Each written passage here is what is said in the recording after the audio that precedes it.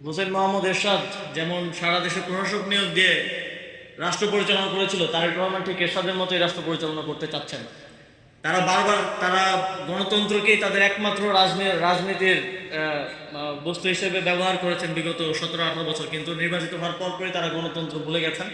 তারা এখন সব জায়গায় ধরে ধরে লোক বসিয়ে দিয়ে, ইভেন যারা জনপ্রতিনিধি হতে ব্যর্থ হয়েছে, নির্বাচনে পরাজিত হয়েছে, এবং যারা নির্বাচনে মনোনয়ন বঞ্চিত হয়েছে, তাদেরকে দিয়ে এখন স্থানীয় সরকার প্রতিষ্ঠানগুলো চালানো, তাদেরকে প্রশাসক হিসেবে বসিয়ে চালানোর একটা পায়তারা চলছে।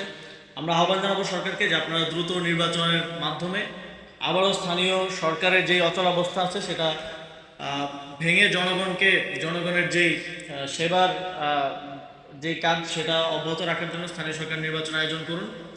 এবং এরশাদের মতো দেশ চালালে এরশাদের মতো পরিণতি ভোগ করতে হতে পারে, সেটাও মাথায়